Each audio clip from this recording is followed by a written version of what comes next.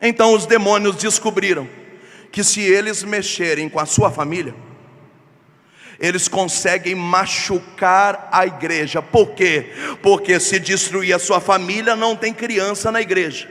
Se ele destruir as suas famílias, os adolescentes serão pecaminosos antes de chegar na primeira comunhão. Se ele destruir a igreja, os jovens serão pervertidos antes de crismar. Se ele destruir a sua família, não vai ter casal de namorado na castidade da igreja. Se ele destruir a sua família, não vai ter casal casado sendo santo na igreja. Se ele destruir a sua família, não tem vocação para o seminário da igreja. Se ele destruir a sua família, não tem vocação religiosa nem vida consagrada na igreja. Então o demônio entendeu: já que nós não podemos destruir a igreja, vamos pelo menos fraquejar a estrutura da igreja, destruindo as famílias. Porque o Concílio Vaticano II diz que a base da igreja é a família. Porque antes de existir igreja, já existia família. E não é a igreja, a família que olha para a igreja para entender o amor de Cristo com a noiva. É a igreja que se espelha na família para entender essa paixão avassaladora de Jesus pela igreja. É por isso que São Paulo, na carta aos Efésios, no capítulo 5, no ensinamento muito pregado no encontro de casais, Paulo vai falar para os maridos amarem as suas esposas como Cristo amou a igreja e se entregou por ela para santificá-la e entregá-la no juízo sem ruga, sem mancha. Porque a igreja se espelha na família para entender a paixão de Jesus com a própria igreja. Então o raciocínio do inferno é sensacional. Já que a gente não pode destruir a igreja, pelo menos vamos abalar a estrutura, vamos dificultar as coisas, mexendo com as famílias das pessoas da igreja. Fala para quem está do seu lado: é por isso que a sua casa está sofrendo tudo que está sofrendo. Nossa, eu achei horrível, eu estou suando, gritando, você não abriu nem a boca. Abre a sua boca, por favor, igualzinho você dançou com um rapaz. E diga para quem está do seu lado: é por isso que a sua casa está sofrendo tudo que ela está sofrendo.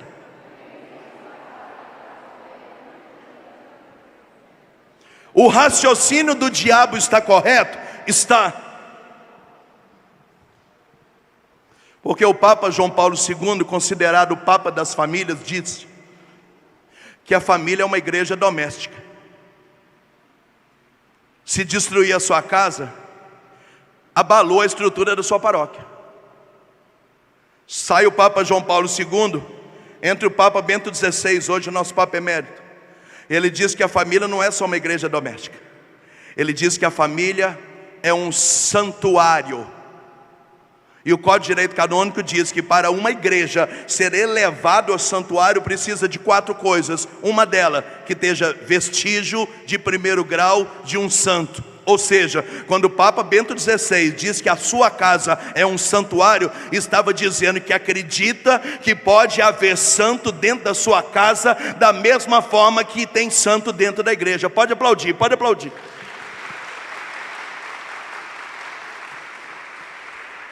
E nós louvamos a Deus, porque até outro dia os santos todos usavam hábito ou eram de congregação.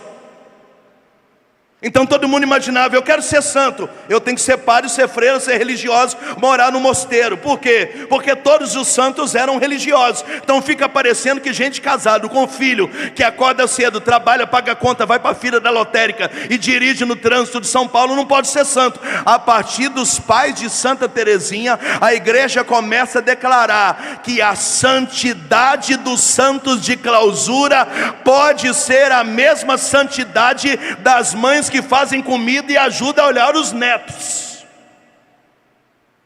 Então o raciocínio do demônio está correto. Se a família é uma igreja doméstica, machucou a família, machuca a igreja. Se a família é um santuário, derrubou a santidade da família santuário, vai machucar a santidade da paróquia santuário. Papa Bento XVI sai Entra então o Papa Francisco, que convocou o famoso Sínodo da Família. E no Sínodo da Família nasceu um documento chamado Amoris Laetitia. E nesse documento chamado Amoris Laetitia, o Papa Francisco diz que a família não é só uma igreja doméstica, a família não é só um santuário, a família é a célula master da sociedade. Se a família vai bem, a sociedade vai bem. Então o Papa declarou que todos os problemas que existem na política, na saúde, no esporte, na cultura, na paróquia, é porque a família está com problema, porque a base de tudo é a sua casa. Então o demônio entendeu que se destruir a sua casa, ele destrói a sociedade inteira e abala a estrutura do catolicismo sobre a terra. Quem está me ouvindo, diga amém. Pergunta para quem está do seu lado: você está entendendo ou você não está entendendo? Tá bom. Eu estou correndo porque eu tenho pouco tempo para falar tudo que eu sei. Então você já aprendeu que o demônio existe, diga aleluia. Já aprendeu que ele tem ódio da igreja, diga aleluia. Já aprendeu que ele não pode destruir a igreja, diga aleluia. Já aprendeu que então ele vai destruir a sua família para atingir a igreja, diga aleluia. A pergunta que eu faço aqui agora é: de que forma que o demônio quer destruir a sua família? Pergunta para quem está do seu lado, não responda, só pergunta: de que forma que o demônio quer destruir a sua família?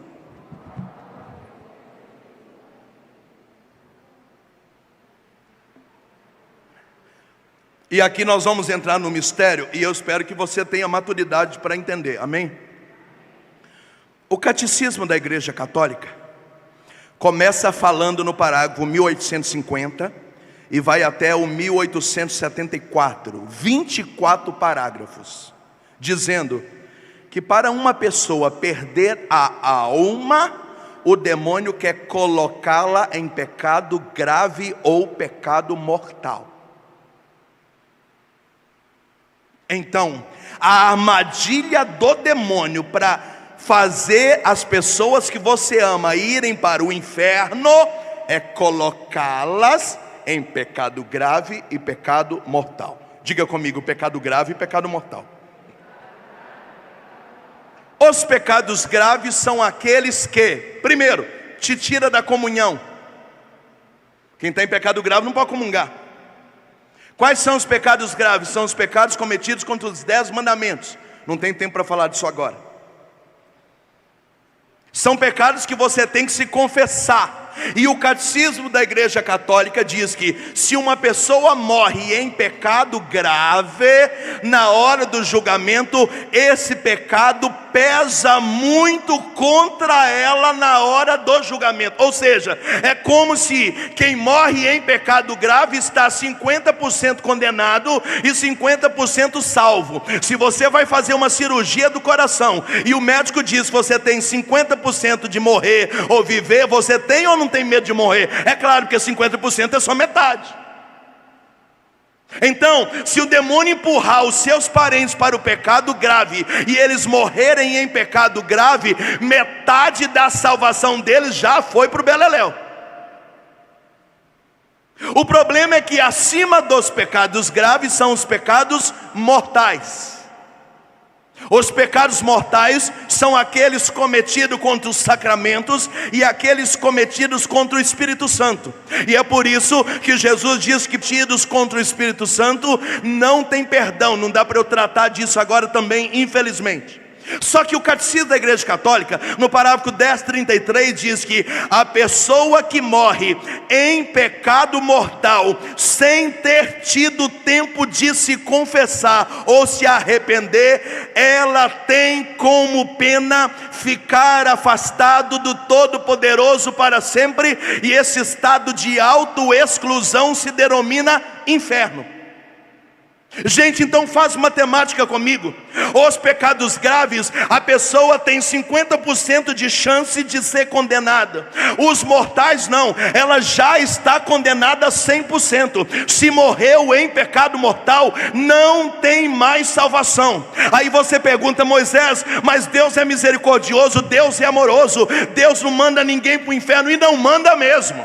Por isso que o catecismo da Igreja Católica diz que ir para o inferno é um estágio de autoexclusão. Ou seja, é a pessoa que não quis a misericórdia, é ela que não quis a mudança, é ela que não quis ser amada, é ela que não abraçou a sua salvação. Não é Deus que está mandando ela para o inferno. A autoexclusão significa: é eu que quero ir para o inferno, me deixa em paz.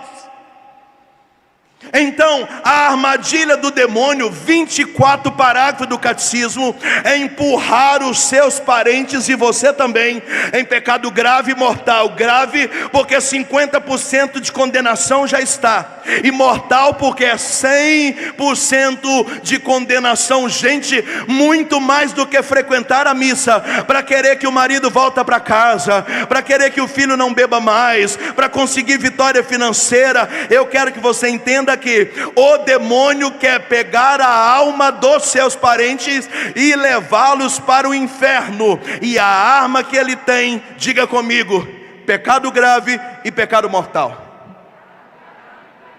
Eu achei horrível, abra a boca para me ajudar. Diga comigo: pecado grave e pecado mortal.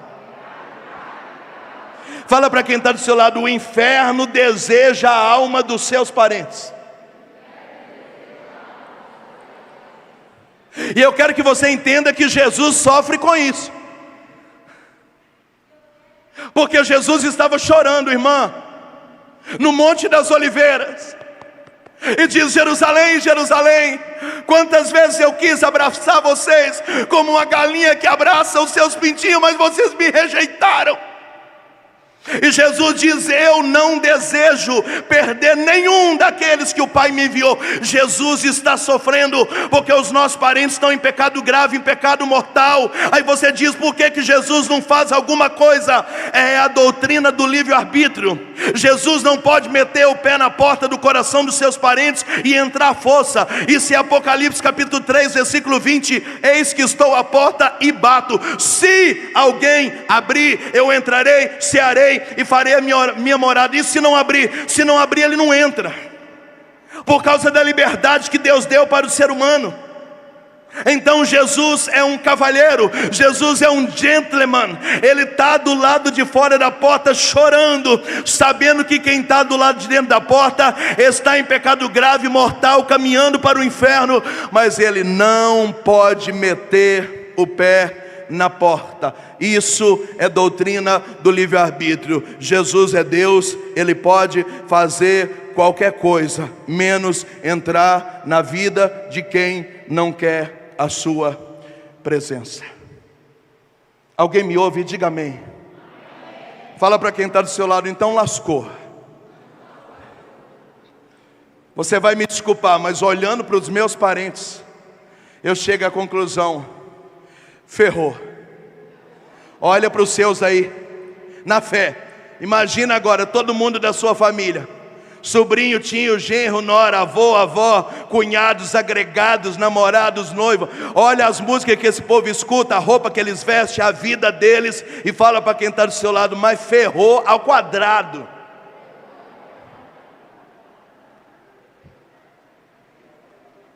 Claro, é claro que eles podem se salvar pela misericórdia divina, que pegará por base você que ora por eles. Uma namorada que passou pela vida do seu filho, um dia levou ele numa missa, uma medalhinha de Nossa Senhora que ele tem na carteira, um escapulário que ele ganhou, uma cruz que ele beija lá no carro quando vai dirigir. A misericórdia de Deus é maravilhosa. Deus tem meios de salvá-lo, mas como a gente desconhece a misericórdia, porque os pensamentos de Deus são insondáveis, se a gente for olhar a olho nu, os nossos parentes estão condenados. Alguém está ouvindo o meu raciocínio? Está entendendo? Eu estou pregando para gente madura. Você está me ouvindo? Está me entendendo? Fala quem está do seu lado: você está entendendo o que ele está falando? Tá. Pergunta para mim, qual seria a solução então? Pergunta para mim. 1, 2, 3, 4, 5, 6, 7 papas deram a solução. Papa Pio VII, Papa Pio IX, Papa Pio X, Papa Pio XI, Papa Pio XII, Papa Leão XIII e Papa João Paulo II diz que a solução da sua família é adentrá-los dentro do Sagrado Coração de Jesus.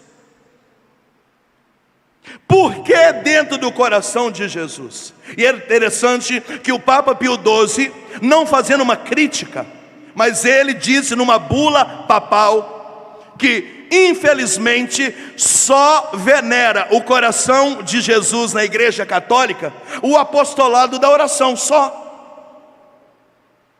Mas nessa bula papal, ele consagrou as famílias ao Sagrado Coração de Jesus e diz que toda a igreja deveria celebrar, adorar e venerar o Sagrado Coração de Jesus. Por quê? Porque todos nós fomos salvos no Sagrado Coração de Jesus.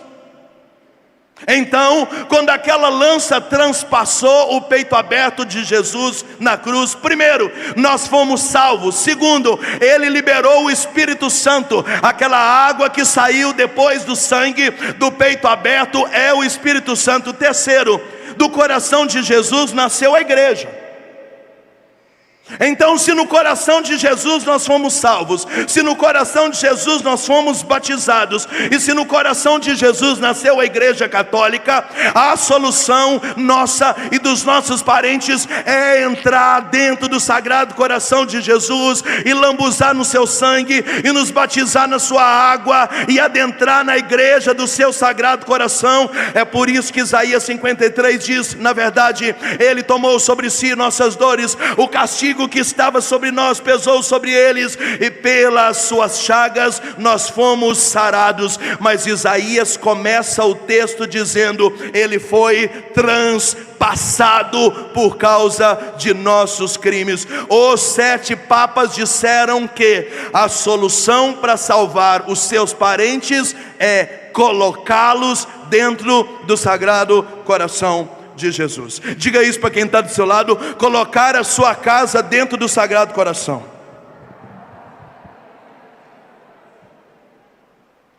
Só tem um pequeno detalhe, me pergunta qual é. Os seus parentes não querem entrar dentro do Sagrado Coração de Jesus. Me pergunta por quê? Porque para se aproximar de Jesus tem que haver arrependimento. E tem algum parente seu querendo arrepender de alguma coisa que faz? Claro que não tem. Para entrar dentro do Sagrado Coração de Jesus tem que ter contrição. Você sabe o que é contrição? Botar o rabinho entre as pernas, abaixar a cabeça e dizer, Salmo 50, só contra vós eu pequei, o pecado anda sempre a minha culpa. Você tem que chegar com cara de cachorro que entrou dentro da igreja e dizer, foi mal, me ajuda aí. Tem algum parente seu querendo isso? É claro que não tem. Para entrar dentro do Sagrado Coração de Jesus tem que ter um propósito de emenda. É isso que acontece na confissão. Você é absorvido pelos ministérios que a igreja me concede. Eu te absolvo todos os pecados em nome do Pai, do Filho e do Espírito Santo, amém. Mas só tem absolvição sacramental se houver propósito de emenda. O que é propósito de emenda? Um desejo real e sincero de não cometer aquilo outra vez. E tem algum parente seu lá querendo parar de pecar? É claro que não tem. Fala para quem está do seu lado, então ferrou com tudo agora. Os seus parentes estão pré-condenados. 7 papas disseram que a solução é o coração de Jesus. Mas para entrar no coração de Jesus precisa de 3 coisas. E os seus parentes não querem nenhuma das 3 coisas. Pergunta para quem está do seu lado, para onde que eles vão então? E antes de eu começar a linha do raciocínio, eu quero só dar uma O Catecismo da Igreja Católica, no parágrafo 675, diz que antes de Jesus voltar, a igreja passará por uma grande tribulação, já está passando, e essa grande tribulação abalará a fé de muitos crentes. Ou seja, quem está fora da igreja não vai entrar e muitos que estão dentro vão sair. Nesse processo, chamado de apostasia, o Catecismo da Igreja Católica, parágrafo 675, diz que vai surgir uma impostação de vida, chamada Nova Ordem Mundial, que o livro do Apocalipse, capítulo 13, vai chamá-lo de anticristo, e São João vai chamá-lo de anticristo, onde vai aparecer a famosa marca da besta, o famoso 666 do Apocalipse. É claro que eu não tenho tempo para aprofundar nisso, que até agora eu não cheguei em Nossa Senhora, mas eu vou chegar hoje ainda. Mas imagina comigo que as profecias de Nossa Senhora em Fátima, Lourdes, La Salete, Garabandal, Medjugorje, Guadalupe, 17 textos bíblicos, doutrina católica, catecismo da Igreja Católica, dizem que o processo vai acontecer assim: para você comer, para você comprar, para você ter acesso, eu preciso colocar um chip na sua mão direita ou na sua testa. É Apocalipse capítulo 13. Só que para você colocar o chip na mão ou na testa e ter acesso a todas as coisas, você tem que negar a sua fé. Por isso que a gente crescia 25 anos atrás, escutando o Padre Jonas da Canção Nova dizer que nos finais dos tempos nós vamos correr para as comunidades, para as roças. Por isso que Nossa Senhora está chamando tanta gente a comprar terreno, a montar galpão, a fazer refúgios, porque no final do tempo a trombeta vai tocar e vai haver uma perseguição religiosa muito grande. Vai começar a era dos mártires, e o Papa João Paulo II diz que no século 20 para frente, nós estamos aqui, vai morrer mais gente do que morreu em 2000 anos de igreja. Porque quem dizer eu não quero, alguns serão mortos, outros terão que fugir, se esconder. São Tertuliano diz que a igreja vai voltar como na época das catacumbas. A gente será perseguido se andar com Bíblia debaixo do braço. Vamos começar a celebrar missa escondida. Se você não quiser se vender para o sistema do anticristo, para a marca da besta, para o 666, para o chip na mão e na testa, para a nova ordem mundial, que engloba comunismo, capitalismo, relativismo, feminismo, todo esse ativismo da ideologia de gênero, do aborto, da destruição da família, do escândalo, muitos serão massacrados. Aí você me diz: Moisés, na hora que chegaram dizendo, você quer morrer ou negar Jesus? Eu morrerei, mas os seus parentes não vão ter coragem de morrer, porque eles já estão vivendo em pecado grave e mortal. Como é que eles vão ter força para dizer que eles não querem a marca do capeta na mão e na testa? Eles já estão vivendo há anos uma vida com o capeta.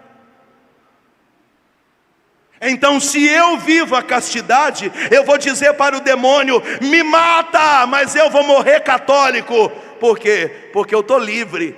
Mas se eu vivo no adultério, como é que eu vou dizer marca da besta? Não. Essa pessoa já vive uma vida de besta há anos.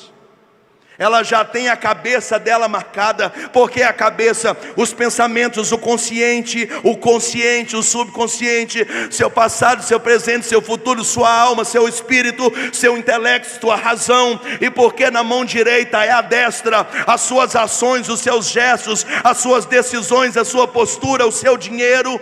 O chip na mão e na testa significa que o mal vai tomar as pessoas por inteira. A minha pergunta é: se os seus parentes já ficarem com uma pré-demarcação na mão e na testa, porque eles já vivem em pecado grave, já vivem em pecado mortal, como é que quando vier o anticristo, eles vão ter força para dizer: não, o inferno eu não quero?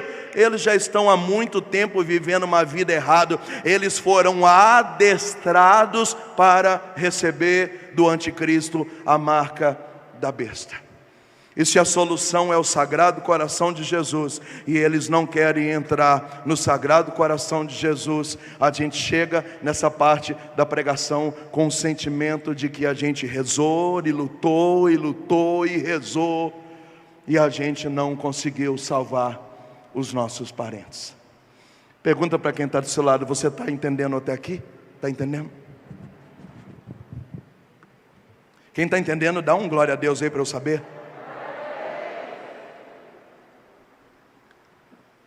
Isso aqui é pregação de altíssimo nível, hein? Pode aplaudir.